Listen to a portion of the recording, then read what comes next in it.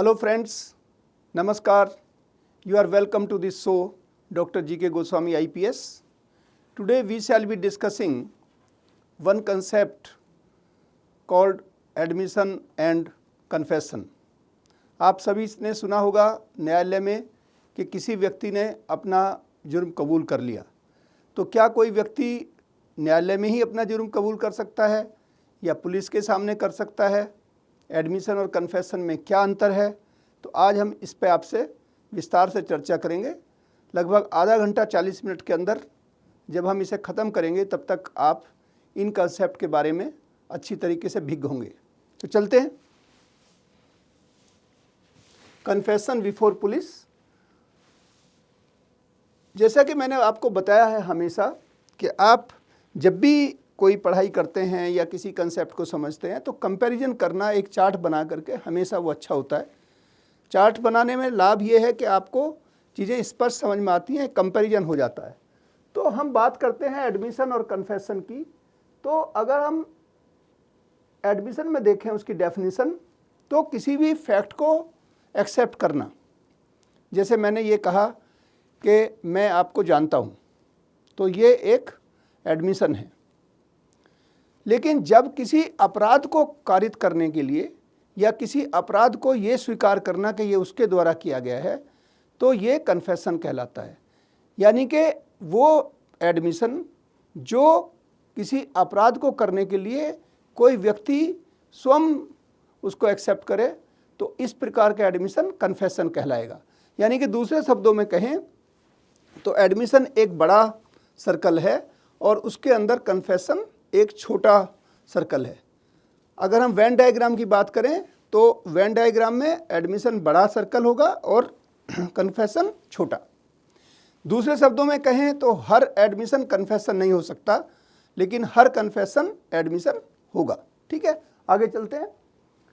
अब ये जैसे मैंने बताया इसकी नेचर, तो ये अगर हम इसको कहें सेट, तो कन्फेशन उसका सबसेट होगा सेट थ्योरी के अकॉर्डिंग। स्कोप क्या है? एडमिशन सिविल और क्रिमिनल मामलों में दोनों में हो सकता है।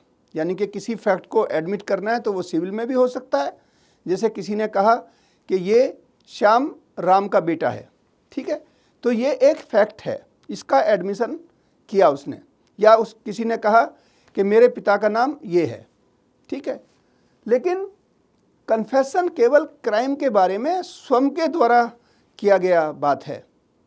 जब वो व्यक्ति खुद स्वीकार करे कि ये क्राइम उसके खुद के द्वारा किया गया है, तो वो कन्फेशन कहलाएगा। तो इसके दो एलिमेंट हुए, कन्फेशन क्राइम से रिलेटेड होगा और कन्फेशन में व्यक्ति स्वयं ये स्वीकार करेगा कि ये क्राइम उसने स्वयं किया है। अब हम अगर एग्जाम्पल के तौर पे और थोड़ा सा क्लियर करें, तो जैसे एडमिशन ये हुआ कि I was standing when this event was happen और दिस क्राइम हैपन्ड, और आई वॉज पासिंग थ्रू, मैं उस रास्ते से गुजर रहा था जब ये क्राइम घटित हुआ।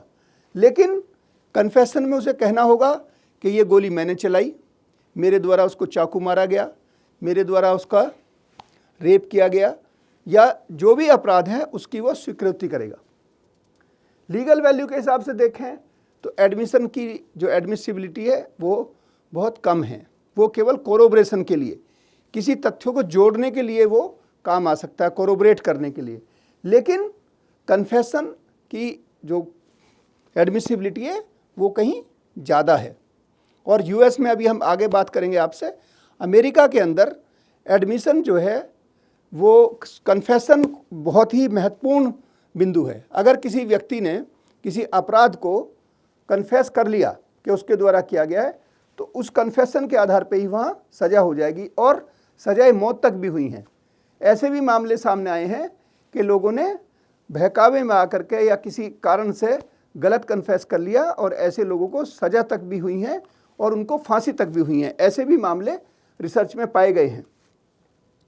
फिर हम बात करें एविडेंसरी वैल्यू, तो एविडेंसरी वैल्यू के हिसाब से जो एडमिशन है वो सेक्शन 25 इंडियन एविडेंस एक्ट 1872 के अनुसार ये नॉन कंक्लूसिव प्रूफ है। बट ये किसी व्यक्ति को किसी बात से मुकरने के लिए रोक सकता है। मान लिया आपने पहले कोई बात कही और बाद में आप मुकरना चाहें, तो एडमिशन एस्टोपल होता है हमेशा। वो आपको एक बार बोलने के बाद अगर आप उससे मुकरते हैं तो आपको वो रोकने का काम करेगा एडमिशन, अगर वो लिखित में एडमिशन है, कहीं पे केस डायरी में आ गया है तो। लेकिन कन्फेशन क्या है? कन्फेशन एक कंक्लूसिव प्रूफ है, प्रोवाइडेड वो कन्फेशन सही मायनों में रूल रेगुलेशन के अकॉर्डिंग आपको वॉलंटरी है, मतलब बिना किसी दबाव के आप अगर कन्फेस किया है तो उसका वो कंक्लूसिव माना जाएगा। ठीक है। अब इसमें वॉलंटरीनेस, जैसे मैंने कहा कि वॉलंटरीनेस बहुत ज़रूरी है कन्फेशन में। ये नहीं है कि कोई किसी के दबाव में कोई कन्फेस कर ले। तो एडमिशन में चूँकि कोई चीज़ को वो खुद स्वयं एक्सेप्ट नहीं कर रहा है तो उसमें वॉलंटरी होने की बहुत ज़्यादा रिक्वायरमेंट नहीं होती, लेकिन कन्फेशन बहुत ज़रूरी है। कन्फेशन में वॉलंटरी होना बिना किसी दबाव के, स्वेच्छा से, और इसके लिए गाइडलाइन होनी चाहिए। जो मिरांडा वार्निंग है साथियों, 1966 में मिरांडा का केस यूएस का बड़ा फेमस है, उस पर भी हम आगे चर्चा करेंगे। उसमें ये जो गाइडलाइन है ये काफ़ी हद तक क्लियर की गई कि जब कन्फेशन पुलिस के सामने होगा या इवन कोर्ट में भी होता है तो वहाँ पे भी सर्टेन गाइडलाइंस उनको बोलनी होती हैं कि भाई ये जो आप बोल रहे हैं या जो ये कन्फेस कर रहे हैं ये आपके अगेंस्ट इसको इस्तेमाल किया जाएगा, या ये कन्फेशन देने के लिए आप बाध्य नहीं हैं, या आप अपनी स्वेच्छा से दे रहे हैं। तो ये सारी चीज़ें मिरांडा वार्निंग में होंगी, अभी हम उस पर चर्चा करेंगे। और हमारे यहाँ जो कन्फेशन है वो सेक्शन 164 में सीआरपीसी में है, जो बीएनएसएस में है, उसकी मैं अभी अगली स्लाइड में आपसे चर्चा करूँगा। अब जो लीगल प्रोविज़न है, एडमिशन का लीगल प्रोविज़न कहाँ पे है? सेक्शन 17 से लेकर 21 तक, जो हमारा पुराना इंडियन एविडेंस एक्ट 1872 है। आप कहेंगे पुराना? हाँ, वो पुराना हो गया है। क्यों? चूँकि भारत सरकार के द्वारा 2023 में हमारे तीनों जो क्रिमिनल लॉज थे, IPC, CrPC, Indian evidence act, उनको तीनों को हटा दिया गया है, रद्द कर दिया गया है। और तीनों क्रिमिनल लॉज का भारतीयकरण करते हुए हमने जो पहले दंड पे जो जोर था उसकी बजाय हमने न्याय पे जोर दिया, और हमने तीनों कानून को बदल करके और 1 जुलाई 2024 से उनको लागू कर दिया। तो जो सीआरपीसी थी उसका नाम क्या हुआ? भारतीय नागरिक सुरक्षा संहिता। उसकी सेक्शन जो होंगी वो बदली गई हैं पुराने वाले से।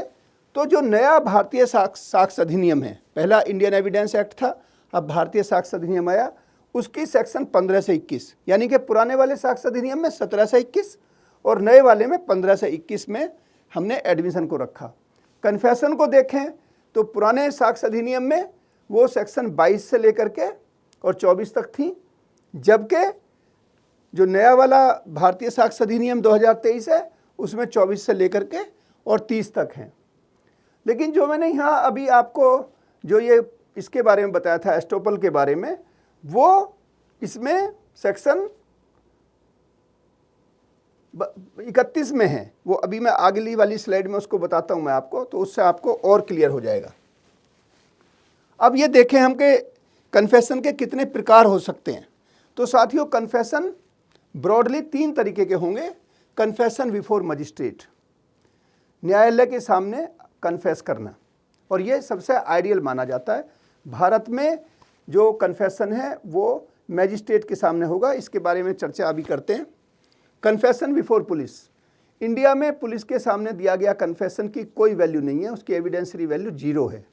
क्यों? चूँकि अगर हम पुलिस के सामने कन्फेशन को मान लें तो कई बार ये आरोप लगते हैं कि पुलिस 3rd डिग्री का इस्तेमाल करके और लोगों को मजबूर करेगी, डराएगी, धमकाएगी ताकि वो लोग अपराध को कन्फेस कर लें।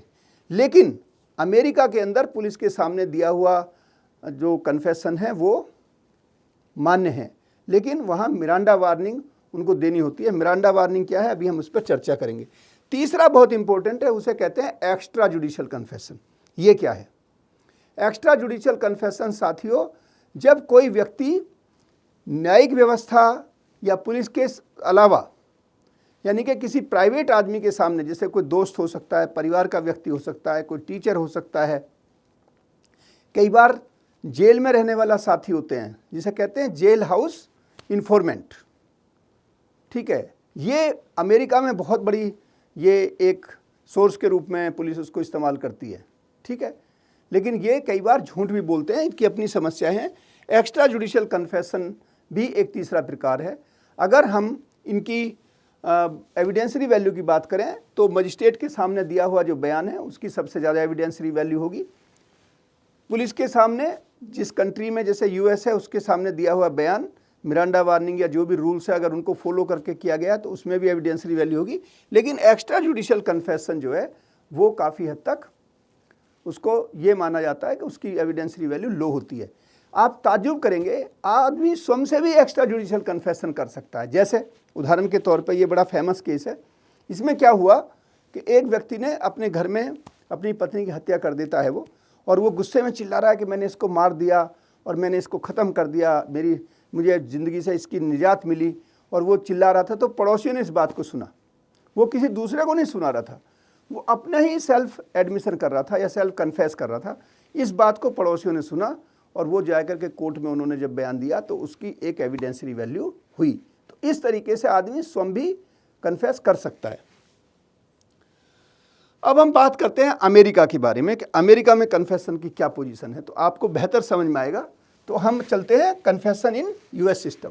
जो मैंने कहा, देखिए ये केस था, वो एरिजोना जो स्टेट है वहाँ एक मिरांडा नाम के व्यक्ति था और इस पे आरोप था कि इसने किसी लड़की का किडनैप किया और फिर उसका रेप किया, यह आरोप था।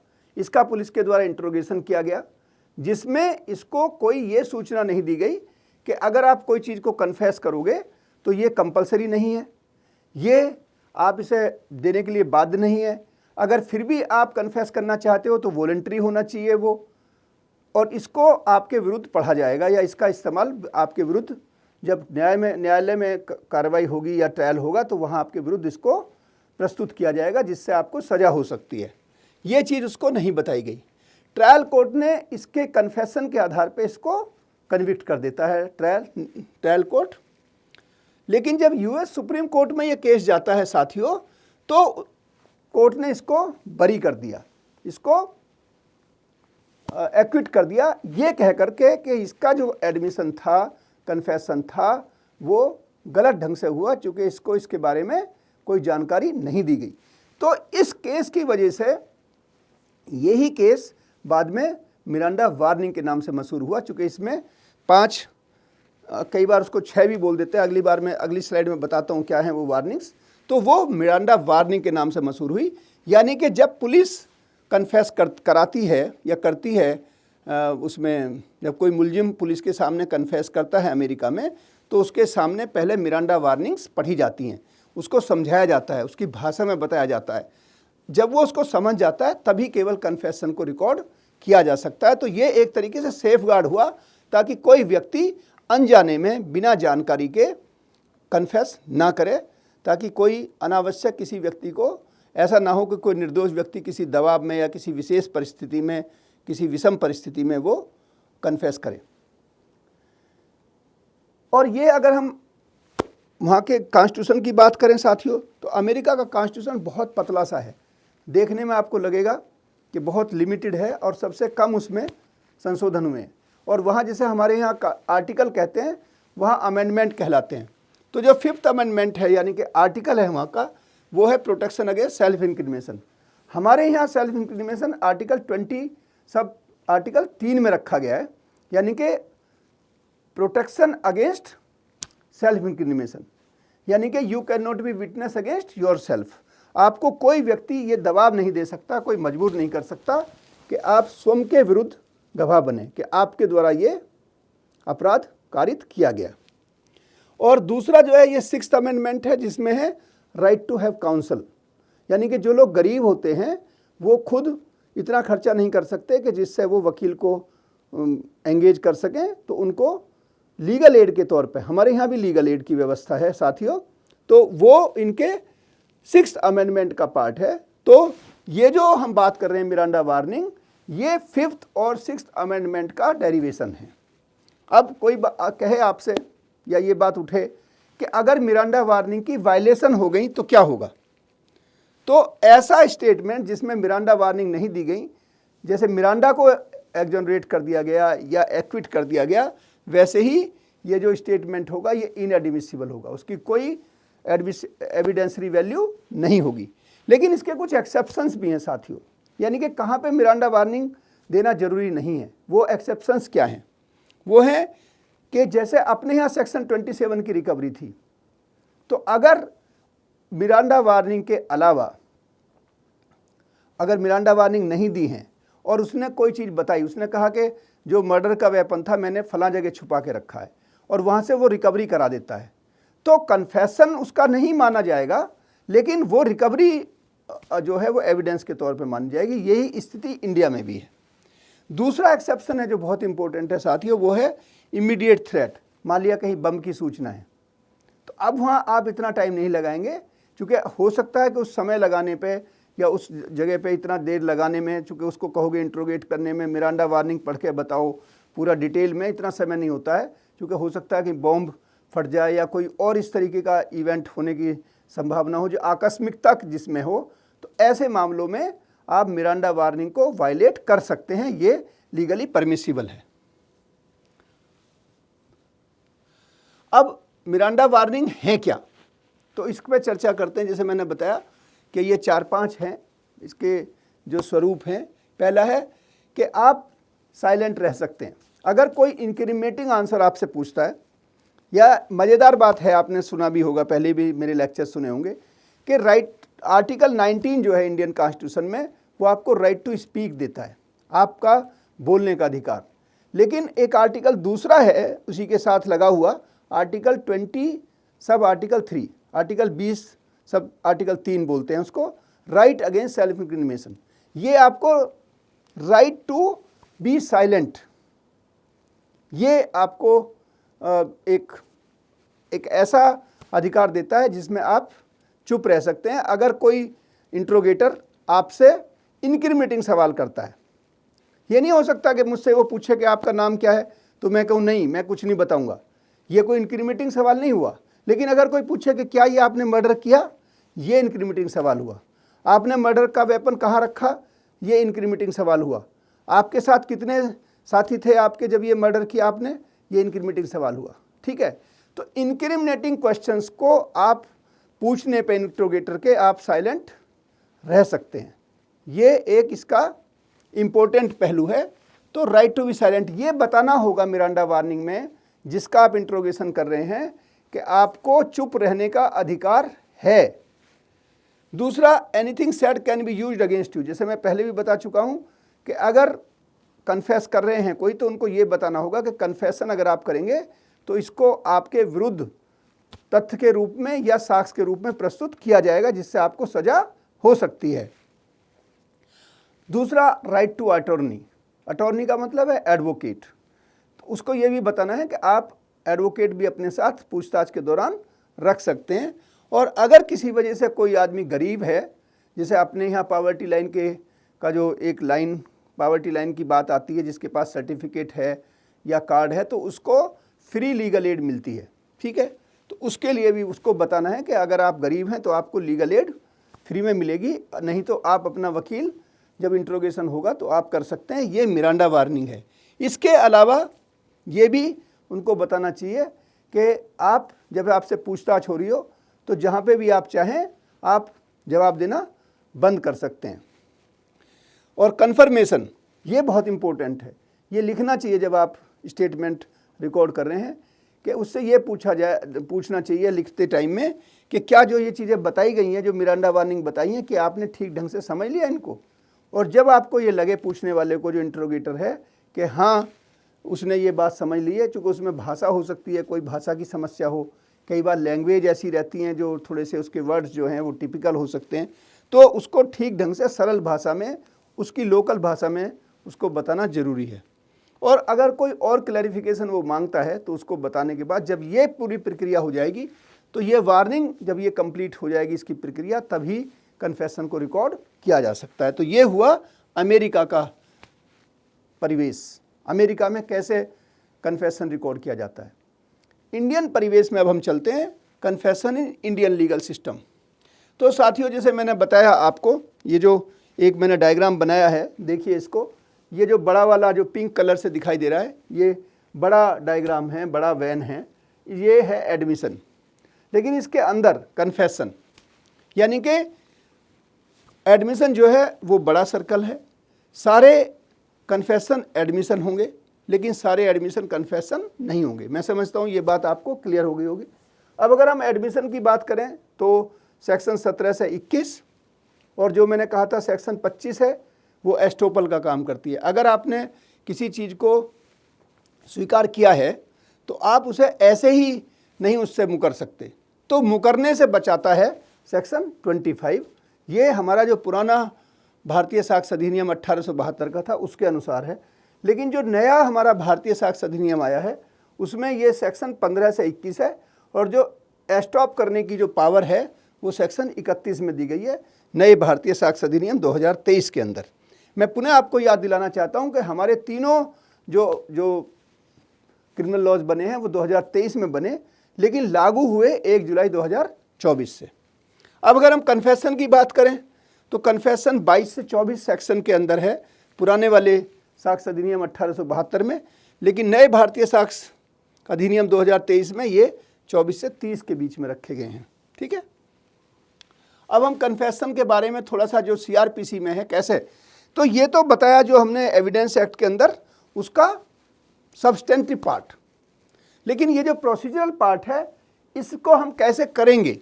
जैसे उन्होंने मिरांडा वार्निंग रखी थी वैसे ही हमारा जो सीआरपीसी है वो उसका प्रोसीजरल पार्ट है कि कैसे हम उसको इम्प्लीमेंट करें। तो साथियों सबसे पहले जो सीआरपीसी थी वो 1898 में बनी, उसमें भी सेक्शन 64 थी और जो बाद में हमने 1973 में जो हमने अमेंडमेंट किया पूरा उसको चेंज किया उसमें भी 164 थी। तो मैं इसके बारे में थोड़ा सा बताना चाहता हूँ जो चेंज किए गए हैं कि एनी मेट्रोपोलिटन मजिस्ट्रेट और एनी मजिस्ट्रेट, तो मेट्रोपॉलिटन मजिस्ट्रेट तो जुडिशियल मजिस्ट्रेट होगा और ये मजिस्ट्रेट जो दूसरा वर्ड है ये सिविल का जो होते हैं जो एसडीएम अपने यहाँ कह सकते हैं, एडीएम कह सकते हैं, जो एग्जीक्यूटिव मजिस्ट्रेट होंगे वो भी कन्फेशन को रिकॉर्ड कर सकता है। पहले एक इम्पोर्टेंट बात ये थी कि कहीं का भी मजिस्ट्रेट कर सकता है, मान लिया मैटर दिल्ली का है तो लखनऊ का भी मजिस्ट्रेट उसको रिकॉर्ड कर सकता था, लेकिन अभी जो नए नियम आए हैं अब दिखाऊंगा मैं अगले वाले स्लाइड्स में, वहाँ पे ये रेस्ट्रिक्ट कर दिया, वो उसी ज़िले में जो मजिस्ट्रेट होंगे वही करेंगे। दूसरी चीज़ ये है कि ये मजिस्ट्रेट ज़रूरी नहीं है कि ये वही मजिस्ट्रेट हो जिसके ज्यूरिसडिक्शन में आपका क्राइम हुआ हो। Magistrate not necessarily have territorial jurisdiction. ठीक है, magistrate must ensure that statement is made voluntary, तो वॉलंटरीनेस जो है वो सबसे इंपॉर्टेंट है। फिर recording in presence of magistrate shall read before the person making it, जब आप उसको रिकॉर्ड कर लें, ये मजिस्ट्रेट के लिए है, तो रिकॉर्ड करने के बाद उसको पढ़ के सुनाएं ताकि ये मुतमीन जब हो जाए मजिस्ट्रेट तभी उसको साइन करना चाहिए। अभी आगे क्या करेंगे वो, it should be done in accordance with section 364। 164 CrPC का कन्फेशनल स्टेटमेंट कैसे रिकॉर्ड होगा उसकी डिटेल कैसे है, कहाँ पे मिलेगी आपको, सेक्शन 364 में। और जब वो कन्फेशन को रिकॉर्ड कर लेंगे तो उसके बाद एक मेमोरेंडम बनाएंगे। मेमोरेंडम एक तरीके का मतलब एक स्टेटमेंट है मजिस्ट्रेट के द्वारा जिसमें ये लिखेंगे फुटनोट में कि ये उनकी प्रेजेंस में हुआ, यानी कि जब ये रिकॉर्ड हुआ तो मजिस्ट्रेट प्रेजेंट थे। वैसे टेक्निकली अगर देखा जाए तो मजिस्ट्रेट को ये खुद अपने हाथ से लिखना चाहिए, लेकिन कई बार सपोर्ट भी ले लेते हैं, लेकिन उनकी प्रेजेंस ज़रूरी है होना। ये जो कन्फेशन जिसने दिया है वो वॉलंटरी दिया है, किसी का उसके ऊपर दबाव नहीं था।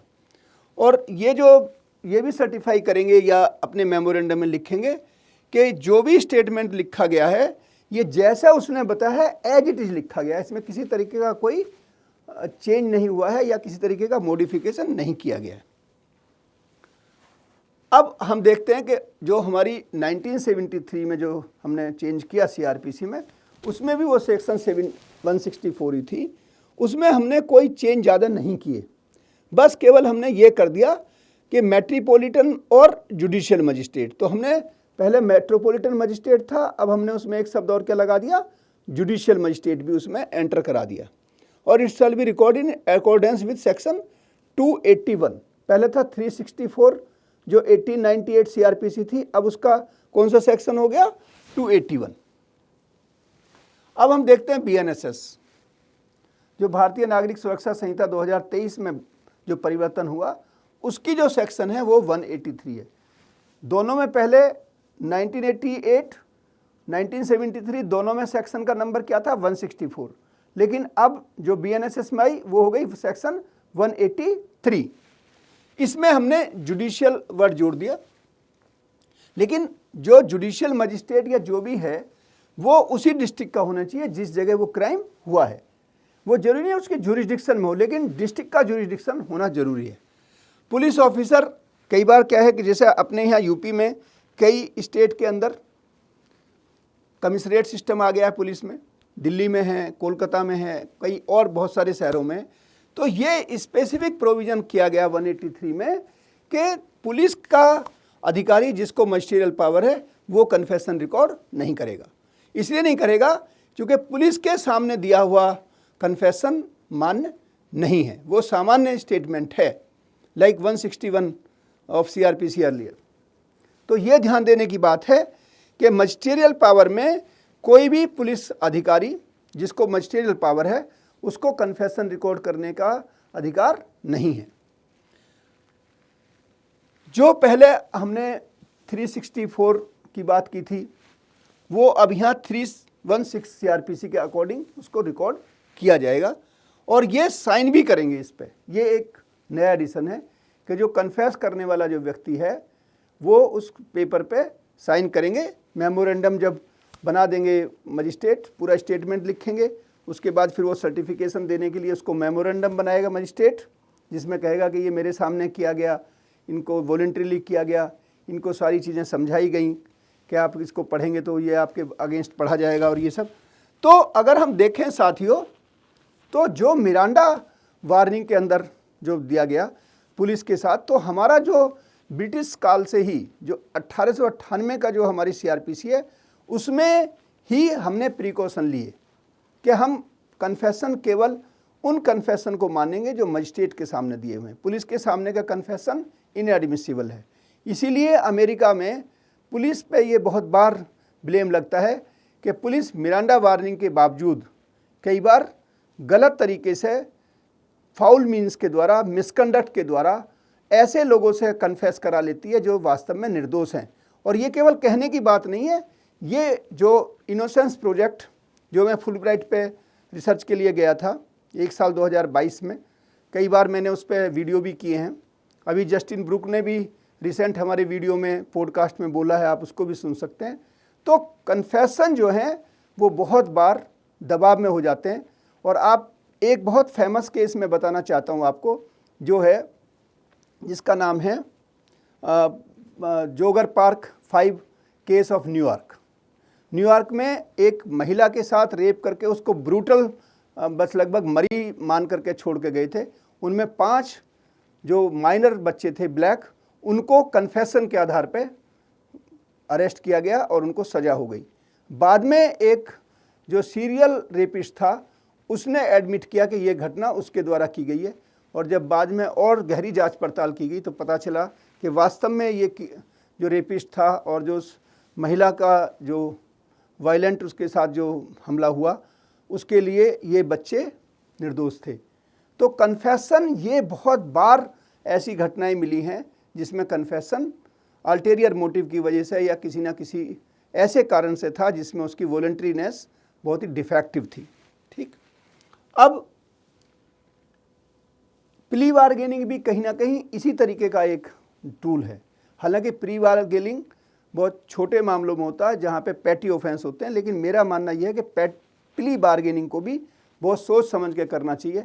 बहुत सारे लोगों को मैंने ऐसा स्टेटमेंट लिए हैं उनके वो पूछताछ के दौरान जब मैंने रिसर्च की कि कई बार जो गरीब लोग होते हैं वो ये मान लेते हैं कि अरे अब मेरा 5 साल की इसमें सज़ा है, मैं 3 साल ऑलरेडी काट चुका, 4 काट चुका, तो चलो कन्फेस करो ताकि मेरा पीछा छूटे। तो प्ली बार्गेन भी कन्फेशन का एक ऐसा माध्यम है जो अच्छा भी है, लेकिन उसके दुरुपयोग होने की संभावना रहती है। तो मैं यहाँ ये कहना चाहूँगा कि प्ली बार्गेन को भी बहुत ही सोच समझ करके और बहुत प्लान तरीके से उसका प्रयोग होना चाहिए, ना कि केवल केस के डिस्पोजल के लिए। अब अगर हम कुछ इम्पोर्टेंट केस की बात करें साथियों, तो Selvi versus state of Karnataka 2010 का सुप्रीम कोर्ट का जजमेंट, ये बहुत सेलिब्रेटेड केस है जिसमें डिसेप्शन डिटेक्शन टेक्निक, जैसे जिसमें झूठ पकड़ने की जो हमारी फोरेंसिक टेक्निक्स हैं, जिनमें नार्को एनालिसिस है, पॉलीग्राफ है, ब्रेन मैपिंग है, इनके बारे में डिटेल बात हुई। तो उसमें कन्फेशन का भी जिक्र हुआ है। कन्फेशन के बारे में ये केस काफ़ी इंपॉर्टेंट है। पुष्पा देवी वर्सेज बाधवा के बारे में ये 1987 का केस है। पकाला नारायण स्वामी वर्सेज एम्परर, ये 1939 का है। Balwinder Singh versus state of Punjab 1995 का केस है। तो ये ऐसे सेलिब्रेटेड केस हैं कि जिनको और डिटेल में पढ़ना हो, मैं आपको बहुत लंबा समय आपका उपयोग में नहीं लाना चाहता, चूँकि आपको और भी काम रहता है, और मैं इस जो कार्यक्रम है इसको मैं बहुत ज़्यादा क्लिष्ट बनाना नहीं चाहता। तो इन्हीं शब्दों के साथ साथियों, बहुत बहुत धन्यवाद। और आपने हमेशा चैनल को सराहा है। मैं पुनः आपसे अनुरोध करूंगा कि चैनल को सब्सक्राइब करें, अपने साथियों में बांटें, चूँकि ये जो हमारा प्रयास है ये जन जन तक कानून की जानकारी, फोरेंसिक की जानकारी देने का है, ताकि आप बेहतर समाज, सुरक्षित समाज, उन्नत समाज को बनाने में अपना योगदान दें। इन्हीं शब्दों के साथ जय हिंद, जय भारत।